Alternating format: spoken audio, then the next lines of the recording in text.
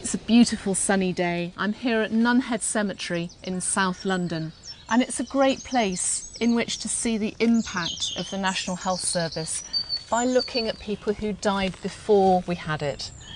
Just, if I can move the ivy off this grave here, this is the Hathaway grave. Got Amy Louise, who died aged 30 in 1901, and just coming down underneath, Amy Dorothy. She was only 2 years and 9 months old when she died in 1906. And then on the next grave, Irene died 1923, aged 16 years, and her sister the following year. This little group of graves really says to me how awful life was when people very rarely lived beyond their 40s and their 50s. And it's the impact of the poor housing, the overcrowding, but most importantly, it's the lack of access to decent medical care. So when epidemic diseases, particularly those that affected children like diphtheria and whooping cough arrived, they would rip through communities. And that's what we see here in Nunhead, people dying young. Childbirth could also be life-threatening, and the help of a doctor was often only ever called on as a last resort. One wet, cold night many years ago, at the age of 22, a newly qualified doctor, I went to attend my first confinement.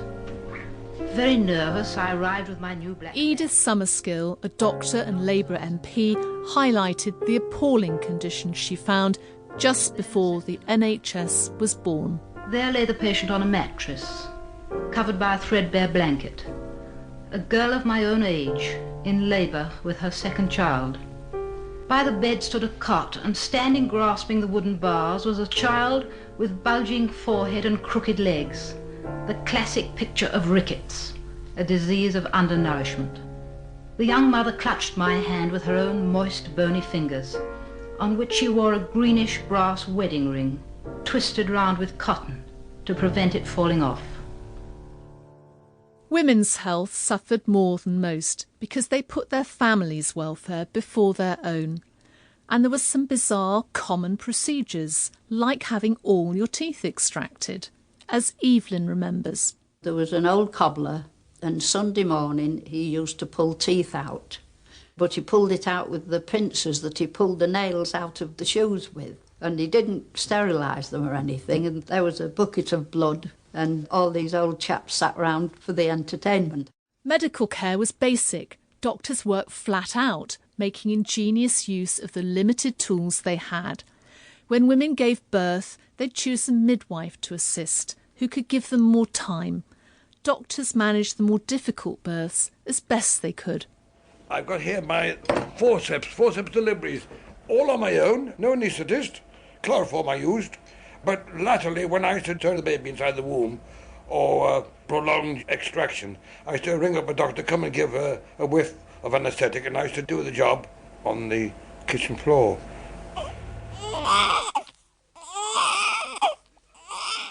When he took one's pulse, he had this very large watch with a big chain across his tummy, and he would press your tongue down with a spatula, and look down your throat.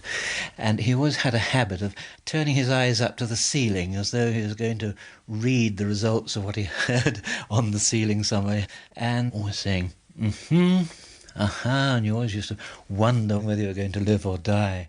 Many doctors mixed their own medicines, while larger practices employed a chemist. We made up medicines using a balance and adding the constituents together, which were not very powerful anyway, and we'd make a little bottle up for 3 or 4 days' supply and hand it out.